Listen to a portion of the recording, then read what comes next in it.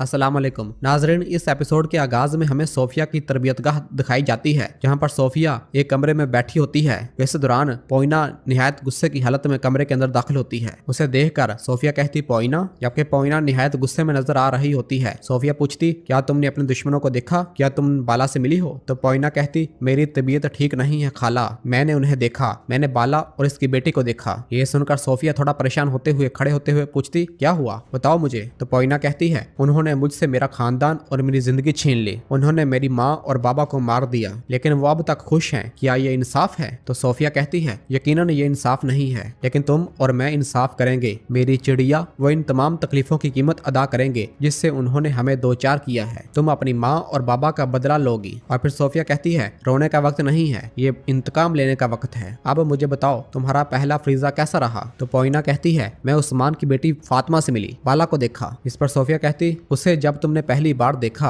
तुमने क्या महसूस किया? तो पोइना कहती है गुस्सा, मैं उसे वहां उसी लम्हे मारना चाहती थी। यह सुनकर सोफिया बहुत खुश होती है और कहती है पोइना, और फिर कहती है जल्द ही तुम इसे बहुत जल्द मार डालोगी। जबकि दूसरी जानब हमें करासी साहब का महल दिखाया जाता है और करासी अपने महल में मौजूद होता है। इसी दौरान कायनुमाज इजाजत लेकर बेगम खातून को अपने हमरा करासी के पास लेकर आता है और बताता है मैं बेगम खातून को खैरियत से ले आया हूँ हजूर। करासी उसे देखकर कहता अल्लाह का शुक्र है, हमने तुमको उस्मान के हाथों से सही सलामत बचा लिया। और फिर कायनुमाज को जाने का इशारा करता है तो कायनुमाज वहां से रवाना हो जाता है। बेगम कहती शुक्रिया करासी साहब, आपकी बदौलत मैं देख सकती हूँ कि क्या सही है और क्या गलत है। तो करासी कहता मैंने तुमसे कहा उस्मान बगैर फैसले के फांसी देने में बहुत माहिर है, वह इंसाफ और रस्म रिवाज से बहुत दूर रहता है। तो बेगम कहती है आप जो कहते हैं वो सच है, वो सच है। मुझे बोलने और अपना दिफा करने की भी इजाजत नहीं दी गई, वो मुझे घसीट कर फांसी तक ले जाते। तो करासी कहता है इसने कितनी बार तुम पर जुल्म किया है, अब से तुम मेरे साथ रहोगी। उस्मान तुम्हें कभी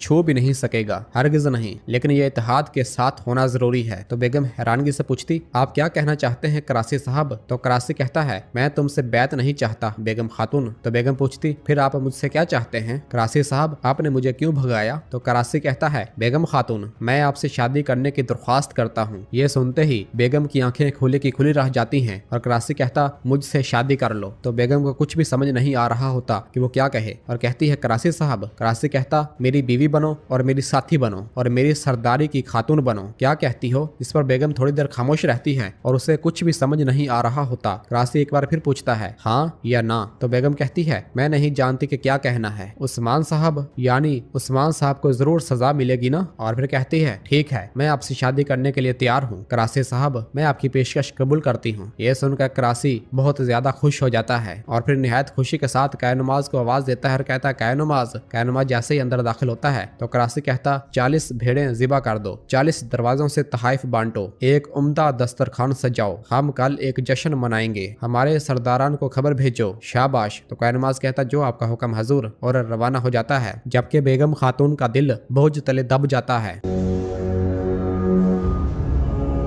जबकि दूसरी जानब काय कबीले में हम देखते हैं कि गोंजा अलाउद्दीन से कहती है मदरसे वाले होशियार रहना, ठीक है? तो अलाउद्दीन कहता और तुम भी खुद को किसी चीज के लिए उदास ना करना, ठीक है चालबाज खातून? तो गोंजा कहती ठीक है। और फिर इस दौरान बुरान बाहर आता है और कहता है दस्तूर उस्मान साहब। और अगले ही लम्हे उस्मान साहब सरदारी खेमे से बाहर आते हैं और बाला से कहते हैं बाला अब मैं कराची से उसका हिसाब लेने जा रहा हूँ और तुम तरबियतगाह जाकर सोफिया के हाथ में मौजूद राज ढूंढने की कोशिश करो, लेकिन मेरे आने तक हरगिज हरकत में ना आना। तो बाला कहती फिक्र ना करें हजूर। और फिर उस्मान साहब सिपाहियों से पूछते क्या हमारा तोहफा तैयार है? तो बुरान कहता तैयार है हजूर। जरकुतै कहता यह करासी साहब की खास देखभाल के लिए तैयार किया गया है हजूर। और फिर अलाउद्दीन कहता है दोस्ती का हाथ दिखाकर हमसे दुश्मनी करने वाले करासी साहब के पास भी हम खाली हाथ नहीं जाएंगे, है ना हजूर? उस्मान साहब कहते असूल यही है, जरूर तोहफा लेकर जाएंगे। काई सख्त मजाज होने के साथ साथ नरम मजाज भी हैं। करासी साहब को ये भी दिखा देंगे, चलो घोड़ों पर सवार हो जाओ। और फिर इसके बाद उस्मान साहब और बाकी तमाम सिपाही अपने अपने घोड़ों पर सवार होते हैं और कबीले से रवाना हो जाते हैं।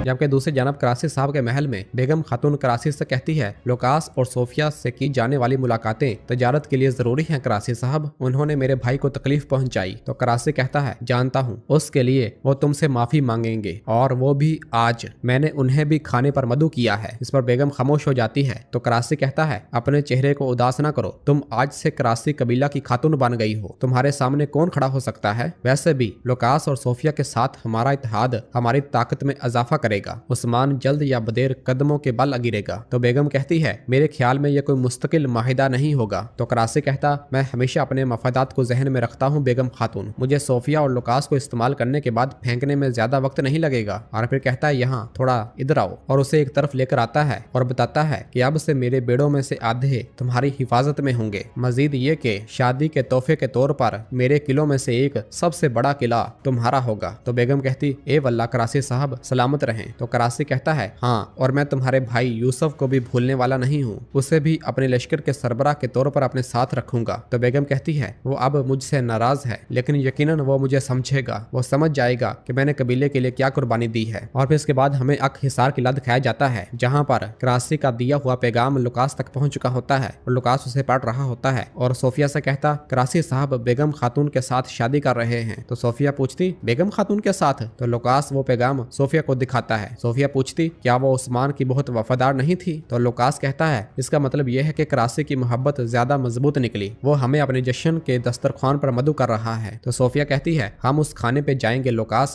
करासी साहब के साथ अपने माहिदे को मजबूत बनाने के लिए हम जरूर जाएंगे। तो लुकास भी हाँ में इशारा करता है। जबकि दूसरी जानब उस्मान साहब और उनके जानबाज सिपाही मुसलसल अपने घोड़े भगाते हुए करासी की जानब जा रहे होते हैं। जबकि दूसरी जानब बाला खातून और खुलफिरा भी राहबों का लिबास पहने सोफिया की तरबियतगाह की जानब रवाना हो जाती हैं। जबकि उरहान, तुरहान और अगौस सिपाही पीछे ही खड़े होकर इंतजार करते हैं। बाला और खुलफिरा जैसे ही तरबियतगाह पहुंचती हैं तो उनका कमांडर तरबियतगाह से बाहर आता है और उनके काफिले को रोकता है और कहता है रुकें, आप दाखिल नहीं हो सकते। और फिर इसके बाद उसका एक सिपाही काफिले की तलाशी लेना शुरू कर देता है। जब तलाशी ले ली जाती है तो कमांडर के हुक्म पर दरवाजे को खोल दिया जाता है और फिर इसके बाद बाला, खुलफिरा और बाकी सब उस तरबियतगाह में दाखिल हो जाते हैं। जबकि दूर से खड़ा उरहान उनके अंदर सही सलामत दाखिल होने पर थोड़ा सुख का सांस लेता है। और फिर अंदर पनाहगाह में हम देखते हैं कि बहुत सी राहबें मौजूद होती हैं। जबकि बाला और खुलफिरा भी राहबों का लिबास जेबतन किए वहां से आगे बढ़ रही होती हैं और पूरे पनाहगाह का मायना कर रही होती हैं। जब वो एक गली में से गुजर रही होती हैं, दूसरी जानब से ही पोइना भी वहां से उनकी जानब बढ़ते हुए आ रही होती है। और जैसे ही वो गली के मोड़ पर पहुंचती हैं तो पोइना भी उनके पास से एकदम गुजर जाती है और बाला पोइना की खुशबू को महसूस करती है, लेकिन पोइना बाला को बिना देखे वहां से रवाना हो जाती है और बाला पीछे से उसे तकती ही रह जाती है। खुलफिरा अपनी माँ को पुकारती और कहती माँ क्या हुआ, क्या आप ठीक हैं? और बाला मुसलसल पोइना को देखती ही रह जाती है और फिर कहती है ठीक हूँ, मैं ठीक हूँ बेटी, जरा तरफ पर नजर डालते हैं, इससे हमारे हमले का रास्ता खुलेगा। और फिर इसके बाद वो जैसे ही थोड़ा आगे आती हैं तो अपने सामने कुछ सिपाहियों को देखती हैं जो कि वहां से गुजर रहे होते हैं। उन्हें देखकर बाला खुलफिरा से कहती हमारे अंदाजे के मुताबिक बेटी ये जगह सोफिया का ठिकाना है, इसके फौजी यहाँ हैं। खुलफिरा कहती इन्हें अच्छी तरह छुपाया गया है। तो बाला कहती लेकिन हमने इनका राज दरियाफ्त कर लिया है, अल्लाह का शुक्र है, चलो शाबाश। और सब आगे बढ़ जाती हैं।